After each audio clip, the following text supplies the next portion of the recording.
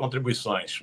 Muito obrigado também. Muito obrigado. Vamos lá com o Carlos Nobre, mais uma vez aqui recebendo com todo carinho. Eu quero apresentar aqui, porque, embora todo mundo conheça o Carlos Nobre, mas é sempre bom a gente saber com quem a gente está falando, climatologista, pesquisador, professor, muito destacado aqui na área dos estudos sobre o aquecimento global, comendador grande oficial da Ordem Nacional do Mérito Científico, membro titular da Academia Brasileira de Ciências, um dos mais renomados climatologistas do mundo. Eu ia falar aqui, porque tecnicamente, para mim, viu, professor, o senhor é um detentor de um Prêmio Nobel da Paz. Mas depois que a Maria Corina ganhou o Prêmio Nobel da Paz, eu não sei mais se eu falo isso ou não falo. Mas ganhou com o IPCC em 2007, né? Junto com a equipe do Al Gore. Confere? Foi isso? Com Al Gore, 2007. Com Al Gore. É um Prêmio Nobel da Paz aqui. Recentemente nós recebemos o Adolfo Pérez Esquivel, agora Carlos Nobre. Meu querido professor Carlos Nobre, nós tivemos boas notícias, curiosamente, sobre desmatamento na Amazônia, e hoje saiu a queda de 17% nas emissões de CO2, segunda maior redução anual da história. Eu queria te ouvir um pouquinho sobre esses dados, como é que a gente... enfim, podemos comemorar sempre com um cuidado, né, com cautela. Professor. Olha, sem dúvida, a partir de 2023, nós tivemos uma acentuada redução do desmatamento. O desmatamento tinha sido o mais baixo em 2012, 2013, o desmatamento da Amazônia e também do Cerrado. Depois, eles foram aumentando a partir de 2015, ficaram muito altos em 2019, 20, 21, bateu o recorde na Amazônia. E depois de 2023, o governo passou por uma política de redução dos desmatamentos. Em 2023, já uma grande queda na Amazônia, mas houve um aumento do desmatamento do Cerrado. Mas, felizmente, em 2024, diminuiu também o desmatamento do Cerrado, continuou diminuindo o da Amazônia e continua diminuindo em 2025. Então, essas são todas boas notícias das políticas de combater sempre os desmatamentos, principalmente na Amazônia e do Cerrado, é o principal fator de emissão dos gases de efeito estufa do Brasil. A maioria dos países do mundo, 75% das emissões globais, por exemplo, vem da queima dos combustíveis fósseis, petróleo, carvão, gás natural. No Brasil, não. No Brasil, sempre altos valores. Uso da terra, 70% uso da terra, 40% desmatamentos, principalmente a Amazônia e Cerrado, 30% a agropecuária. E agora, felizmente, nós conseguimos já reduzir. E o que aconteceu em 2023 e 2024? Belíssima redução do desmatamento, mas houve um enorme aumento do fogo. 2024 bateu recorde de incêndios queimando os biomas, não queimando ali uma pastagem na pecuária, a cultura lá da soja, não. É fogo criminoso, fogo na floresta. Bateu todo o recorde, houve uma enorme degradação, mais de 160 mil quilômetros foram afetados pelo fogo, e também bateu um recorde também. Por exemplo, nós tivemos o desmatamento na Amazônia agosto de 2024, julho de 2025, esse é o último número do sistema do INPE, chamado PRODES. Ele baixou bastante o desmatamento, 5.700 quilômetros quadrados, mas essa foi a primeira vez que quase 40% não foi o corte de motosserra, não, o corte humano.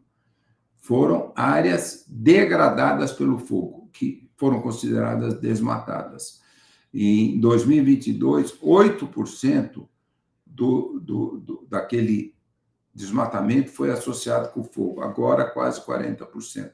Então, isso mostra realmente que nós temos que combater muito o fogo e felizmente, agora, nesses meses que mais se usa fogo, agosto, setembro, outubro, já está tendo uma grande diminuição dos incêndios em todos os biomas brasileiros. Vamos torcer que isso continue e que a gente continue reduzindo muito o desmatamento e consiga combater o fogo. De novo, o INPE mostrou mais de 95% dos incêndios foram humanos, não foram descargas elétricas causando incêndio na vegetação.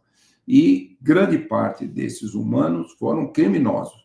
O crime que antes sempre desmatava, fazia a grilagem de terra e depois levava gado, fazia uma fazenda pecuária e tinha um mercado ilegal de fazendas pecuárias, tudo isso por décadas o crime organizado fez isso, mas agora, como houve uma grande redução do desmatamento em 2023 para frente, eles começaram a colocar fogo. A impressão que dá é que o governo, Marina Silva, no Ministério do Meio Ambiente, estão conseguindo obter algumas vitórias, mas o Brasil é muito grande, muito complexo, né, professor? Deixa eu só trazer o comentário da Roberta Graff aqui, que está celebrando esse momento da presença do professor Carlos Nobre aqui conosco. Viva Carlos Nobre! E a pauta socioambiental é a mais anticapitalista que existe. A Roberta Graff é servidora do ICMBio, está sempre conosco aqui, inclusive dando entrevistas também. O senhor usou a expressão usar a queimada, né? Que a queimada é até uma questão cultural no Brasil, né? Esse dispositivo não seria mais eficiente o governo combater isso com informação do que propriamente com os servidores do IBAMA, do ICMBio, que fazem parte do combate às queimadas e tudo mais? Quer dizer, mudar essa cultura com educação? O que o senhor pensa sobre isso? Olha, sem dúvida, mas não esqueça que eu falei, a maioria dos incêndios, principalmente na Amazônia, no ano passado, final de 2023, todo 2024, foram incêndios criminosos. Sim. Isso não é só o pecuarista, o agricultor que usa o fogo para restaurar uma pastagem, o fogo escapa, vai para dentro da floresta, não. A maioria foram incêndios criminosos. Agora, é lógico, né? Num sentido mais geral, é preciso, sim, uma educação do agricultor, do pecuarista brasileiro, de grande escala, porque em países muito desenvolvidos com a agricultura pecuária, ninguém usa fogo. Agricultura e pecuária moderna não usa fogo. Não é necessário usar fogo para fazer restauração da pastagem, da cultura agrícola antes de plantar de novo. Tem técnicas completamente sustentáveis. Isso também se chama agricultura e pecuária regenerativa. Essa agricultura e pecuária regenerativa ela é muito mais produtiva, ela usa uma área muito menor do que a agricultura e pecuária usam hoje, 2 até 4 vezes mais produtiva, mais resiliente a todos os eventos extremos. Nós precisamos dar escala para a agricultura e pecuária regenerativa, que também não usa fogo. Então, nós precisamos da escala. Então, era muito importante, respondendo a sua pergunta, assim, tem que mudar educacionalmente, né? Vamos dizer assim, por milhares e milhares de anos, nós humanos, 70 mil anos atrás, aprendemos a fazer o fogo. E a gente sempre usou o fogo. Então, isso é uma coisa cultural, mas nós não podemos mais correr esse risco, porque também nunca nós tivemos eventos extremos, como secas e ondas de calor, como nós estamos tendo agora. Portanto, toda a vegetação é muito vulnerável. Por exemplo, o ano passado bateu recorde de áreas degradadas por fogo na Amazônia, 160 mil quilômetros quadrados foram, de alguma maneira, degradados. Isso tem a ver, lógico, o criminoso foi lá e colocou fogo, mas o fogo espalhou demais, porque bateu o recorde de seca e onda de calor. Então, quando o clima está muito seco e muito quente, a vegetação fica mais inflamável. Quando, na floresta amazônica, sempre, a floresta está muito úmida, cai uma descarga elétrica, cria um fogo bem pequenininho, ele mata ali algumas poucas árvores e não propaga, porque a vegetação úmida ela não pega fogo. Agora não, o fogo está espalhando muito, causa desse recorde de seca, de onda de calor. Então, mais uma razão para a agricultura e pecuária não utilizarem mais fogo de modo algum. E é lógico, aí é uma guerra, né, vamos dizer assim, os governos amazônicos todos têm que combater o crime organizado. O crime organizado quer continuar tendo esse poder de grilar terra, de mercado ilegal de terras também. Nada fácil, mas felizmente agora, nos últimos meses, é uma redução do número de incêndios. Então, começa a ter aparentemente, vamos contar que agora, final de 2024, 2025 para frente, uma grande redução do número de incêndios, com um trabalho muito mais eficiente de todos os países amazônicos combater o crime organizado.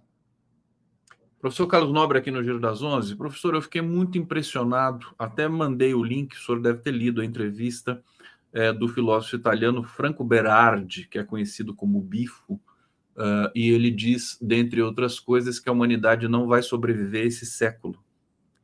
Diante do colapso ambiental, ele dá um exemplo da queda da taxa de fertilidade, quer dizer, o inconsciente da espécie humana já funcionando como, assim, não vou ter um filho, né, na cabeça das pessoas, das mulheres, para um mundo que não vai existir.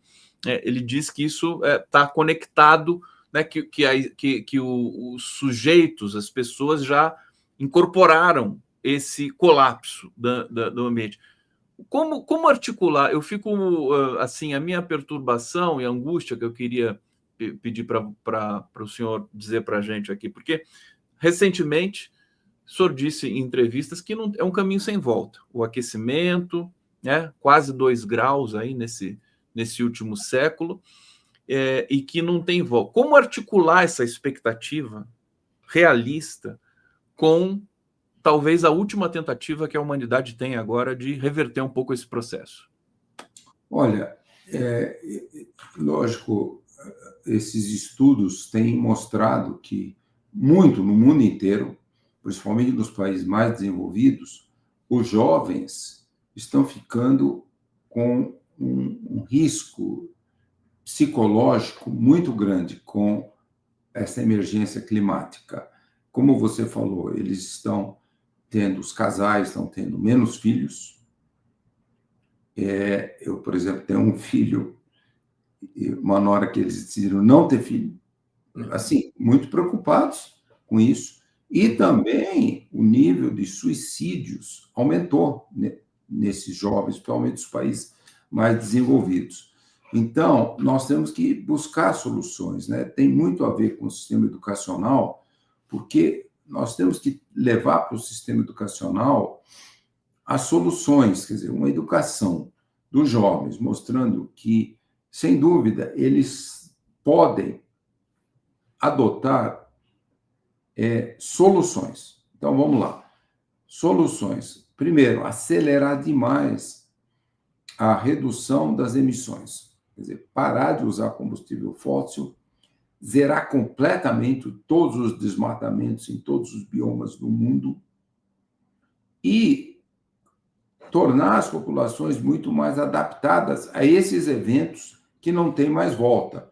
Mesmo se a gente conseguisse algo que parece muito difícil, não deixar a temperatura ultrapassar muito 1,5 graus de aquecimento, mas mesmo com 1,5 graus, todos esses eventos extremos, eles explodiram.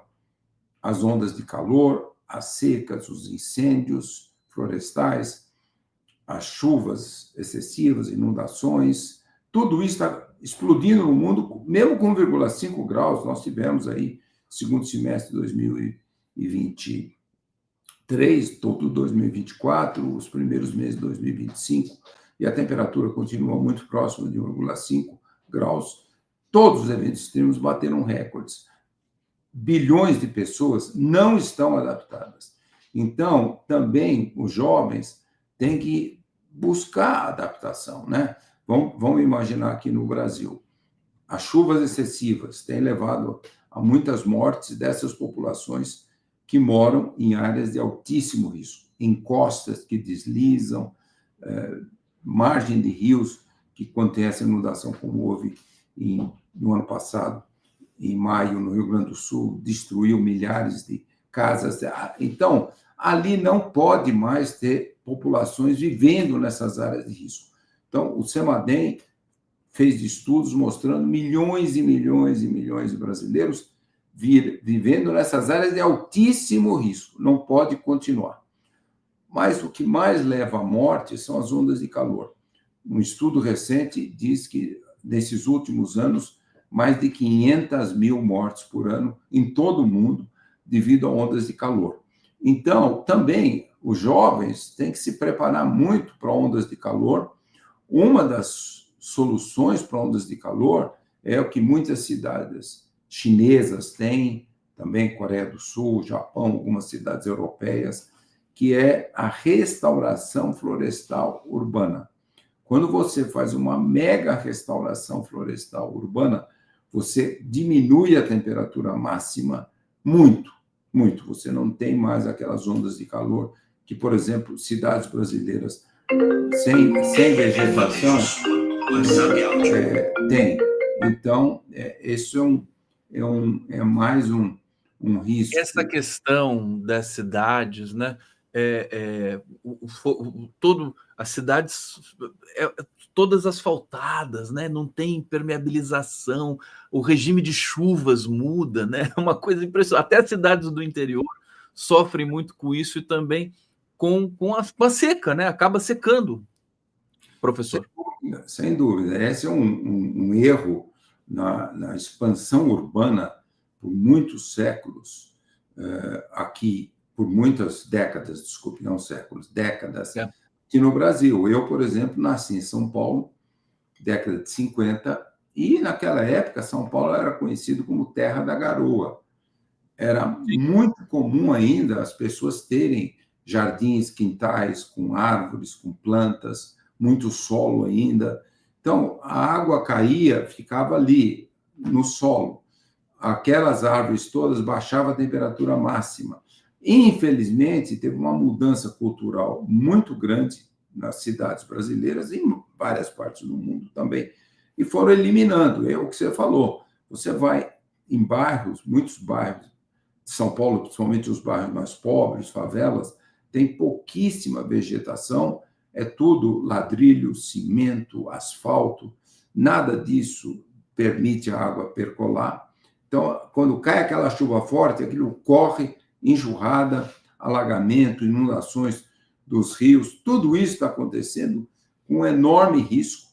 Então, nós precisamos realmente fazer o que eu falei. Eu tive, em setembro, 8 dias na China, na cidade de Xangai e Beijing, e, nossa, fiquei muito bem impressionado. Toda a cidade restaurada a vegetação, em todas as avenidas, ruas, tem árvores nos dois lados, árvores grandes, inúmeros parques de vegetação. Então, nós precisamos realmente criar isso que lá na China eles deram o nome de esponja urbana, porque também essas árvores todas, elas são uma esponja da água, elas retêm a água e diminuem as enxurradas, os alagamentos, as inundações. Eu ia exatamente perguntar da China aqui na sequência, porque a China vai oferecendo respostas para várias questões no mundo, como economia, como a questão ambiental, tecnologia, e que a gente fica assombrado com a capacidade que eles têm, né, de dar essas respostas. Então, na próxima inserção aqui, vamos falar disso. Eu quero trazer, nós estamos ao vivo aqui com o professor Carlos Nobre, o Giro das 11. A Roberta está aqui mais uma vez dizendo: viva Marina e Lula, mas viva nós do IBAMA e do ICMBio, nos arriscamos contra crimes ambientais. Não é fácil ser servidor do IBAMA e do ICMBio, eu sei como é que são as coisas. O Rafael está dizendo aqui: narco, garimpo e lavagem de dinheiro. O garimpo ilegal é uma forma de diversificar negócios e lavar o dinheiro obtido com o tráfico de drogas, a principal fonte de renda das facções, né? Porque são muitas no Brasil, acho que o último número que eu vi foi 58. Márcia Benatti. E quanto ao reflorestamento, professor, o professor vai falar na sequência sobre isso aqui para a gente, eu vou lembrar. Miguel Nicolau, reduzir as emissões não basta. Cris Skornobei, minha mãe teve 3 filhos, mas só um neto. meus 2 irmãos não quiseram ter filhos aqui, aludindo um pouco à questão da fertilidade associada ao colapso ambiental. Luiz Conde, o que está acontecendo no oeste da Bahia? Estão desmatando demais. E a Roberta, mais uma vez aqui, políticos locais da Amazônia terríveis, da direita e antiambientais, de direita e antiambientais. Vamos falar da China, porque acho que cabe aqui na pergunta da Márcia Benatti também sobre o reflorestamento. Como é que a China responde a isso? Ela continua, os dados mostram que ainda é o maior emissor, né, de CO2, mas ela reflorestou uma área gigantesca, né? O senhor teve em Xangai e teve essa experiência urbana e tudo mais. O que mais o senhor pode falar da China para a gente, que serve como exemplo para a gente? Bom, felizmente, a China é comunismo, não é uma democracia, mas ela não é, o presidente, os políticos ali, não são negacionistas de mudanças climáticas, isso é muito positivo. E, como nós sabemos, né, eles estão fazendo uma mega restauração de vegetações em toda a China, mais de 1 milhão de quilômetros quadrados, mas principalmente em mais de 100 cidades nos últimos 25 anos, fizeram essa belíssima restauração florestal. A China ainda é o país que mais emite gás de efeito de estufa atualmente, 23, 24% das emissões. Então, eles têm que acelerar muito. Esse é um grande desafio. Mais de 75% das emissões da China é geração de energia, principalmente termoelétricas, a carvão. Então, a China tem que acelerar muito a redução das emissões. Na COP26, em 2021, em Glasgow, na Escócia, a China fez aquela promessa, né? A maioria dos países do mundo falou que ia zerar as emissões líquidas em 2050, a China falou que ia ser 2060, a Rússia também, e a Índia 2070. Não, a China tem que acelerar demais a redução das emissões. Todos os países do mundo têm que fazer, a China também. Então, é um pouco esse um aspecto importante, até porque o uso dos combustíveis fósseis é o que leva à poluição do ar, não só para o aquecimento global, não, a poluição para a nossa saúde. Principal fonte de poluição do ar no mundo inteiro, das áreas urbanas, é a queima do petróleo, do carvão, do diesel, geram micropartículas, sulfatos. E, então, isso é o que gera a poluição urbana. 25 anos atrás, a população de Beijing estava perdendo expectativa de vida, uma coisa assim absurda. A medicina melhorando muito e a população. Por quê? Porque ali era um lugar super poluído pela queima dos combustíveis fósseis nos veículos, mas principalmente nas termoelétricas a carvão. Então, eles começaram a mudar, tiraram essas termoelétricas de lá, parou essa perda da expectativa de vida. Então, a China tem essa enorme responsabilidade. Eu conto muito que agora na COP30, inclusive sem a presença dos Estados Unidos, a China vai trazer metas muito mais ambiciosas de redução das emissões e colaborar também financeiramente com esse fundo verde para o clima, que nós temos que criar um valor muito alto. Professor Carlos Nobre, como é que está a expectativa para a COP30? Será que dessa vez a gente vai ter alguns avanços com relação às últimas COPs? O fato de ser em Belém, no coração da Amazônia? Quais são as dimensões simbólicas nesse processo também, que são importantes, né, para nós que somos seres também simbólicos?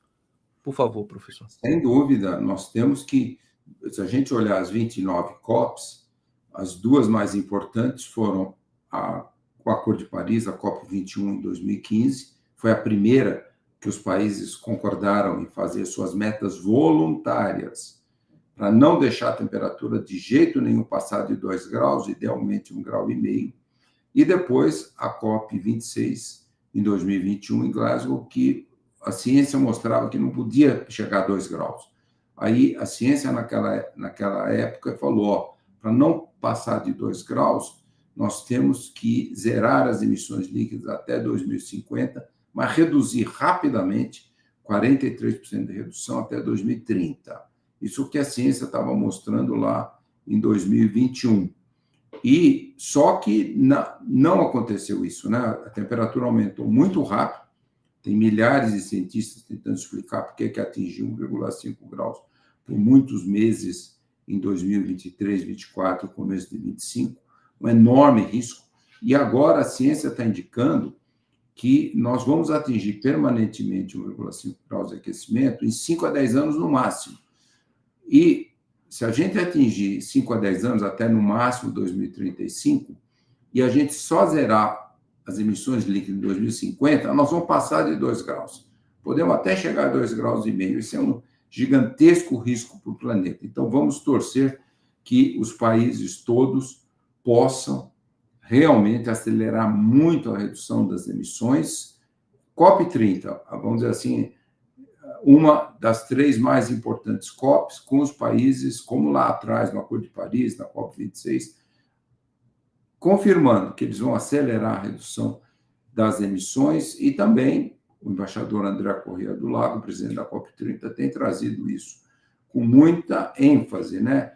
De fato, os países todos ali, mesmo os Estados Unidos não estando lá, concordarem com esse fundo verde para o clima, 1,3 trilhão de dólares por ano, 2026, 2035, uns 800 bilhões de dólares por ano para acelerar demais a transição energética para energia limpa, e uns 500 bilhões de dólares por ano para aumentar muito a resiliência, capacidade de adaptação de bilhões. Nós temos mais de 2 bilhões de pessoas no mundo, populações muito vulneráveis a todos esses eventos climáticos extremos. Então, nós temos que torcer que a COP30 vai se tornar realmente muito importante, mesmo sem os Estados Unidos. Até pelo não termos os Estados Unidos, torna a responsabilidade de todos os países ainda maior.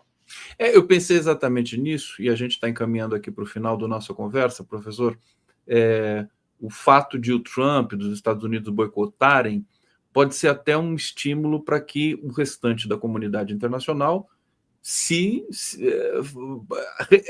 aceitem um alerta, né? É paradoxal, mas eu acho que faz algum sentido. Voltando um pouco atrás, o senhor sobrevoou a Amazônia junto com o presidente Joe Biden, né? Acho que foi, quando que foi? Ano passado, né? Novembro. Fez um sobrevoo, novembro do ano passado. O que ficou daquela conversa que o senhor teve com o presidente americano naquele momento? O senhor o senhor orientou ali, né? Descreveu o que vocês viram ali de cima também. Conta um pouquinho desse bastidor para a gente. Olha, 18 de novembro foi o fim do ano mais seco da história da Amazônia. Então, aquele voo no helicóptero, eu mostrei ao ex-presidente Biden, na época ainda era presidente, ainda que o presidente Trump era o presidente eleito, e aí eu mostrei para ele todo o risco, né? Foi a maior seca da história da Amazônia. Nós voamos ali em cima do Rio Negro, do Rio Solimões, quando eles se juntam e formam o Rio Amazonas. Mostramos inúmeros daqueles rios, mais de 300 barcos presos na areia, de todos os rios que perderam água. Mostrei os desmatamentos, todos ali ao redor de Manaus. E também, aquilo foi uma surpresa para a gente, que já era novembro, já estava começando a estação chuvosa, mas mesmo assim nós passamos o helicóptero em cima de 3 incêndios dentro da floresta. Não era incêndio em pastagem da pecuária, não, dentro da floresta. Eu até conversei com o presidente Biden, eu falei, presidente, isso aí é o crime organizado soube que o senhor estaria aqui e eles estão mostrando a linguagem deles. Fogo, crime. Então, e também andamos sobre um reservatório lá das Forças Armadas Brasileiras, lindo, uma região muito grande com a floresta. E depois do voo, à tarde, lá no parque ali perto de Manaus, ele fez um belíssimo discurso, falou que os Estados Unidos já aprovaria mais 50 milhões de dólares para o Fundo Amazônia, e também deu uma belíssima notícia, que os Estados Unidos iriam colocar quase 10,7 bilhões de dólares até 2030 para a proteção de todas as florestas tropicais no mundo. Bom, belíssima proposta daquele presidente. Isso funcionou ou não, né? Com esse novo presidente, nem os 50 milhões de dólares que ele prometeu para o Fundo Amazônia, e muito menos esse mega fundo, o presidente atual dos Estados Unidos tirou toda a colaboração que os Estados Unidos tinha na USAID, né? Fechou a USAID, fechou tudo. Mas eu estou falando, foi uma boa conversa, e eu mostrando para o presidente Biden o risco, né? A Amazônia está na beira do ponto de não retorno, e se a gente não parar totalmente os desmatamentos, contei para ele do projeto Arco da Restauração, que o Brasil lançou na COP 28 em Dubai, o BNDES lançou a importância de restaurar grande parte da Amazônia desmatada, degradada, e também o potencial de nós valorizarmos muito as populações amazônicas com o que a gente chama sociobioeconomia de floresta em pé, uma sociobioeconomia baseada na imensa sociobiodiversidade dos povos indígenas, quilombolas, ribeirinhos, todas as comunidades locais. Contei tudo isso, ele gostou muito, mas, vamos dizer assim, os Estados Unidos em si deixam de ser um grande país liderando a busca de soluções, pelo menos por 4 anos. Carlos Nobre aqui no Giro das 11, a gente vai seguir daqui a pouco já com o Benedito Mariano, aqui especialista em segurança pública, um dos nomes mais importantes do país também. Hoje o Giro das 11 está muito especial. Benedito, muito obrigado por estar aqui, bom dia para você, boa tarde já, ainda na presença aqui do nosso ilustre Carlos Nobre. Tudo bem contigo? Tudo bem, Conte. Olá, professor Carlos Nobre. Olá, Benedito. Olha, professor Carlos Nobre, é sempre uma honra te receber, gentleman, sempre com conhecimento muito preciso de todas essas questões. Desejo uma excelente semana, uma excelente COP, porque o senhor vai participar, né? Da COP. Sem dúvida, estarei lá. Estaremos acompanhando a sua participação e a de todos os países aí, de todas as delegações. Muito obrigado, Carlos Nobre. Eu que agradeço. Um abraço.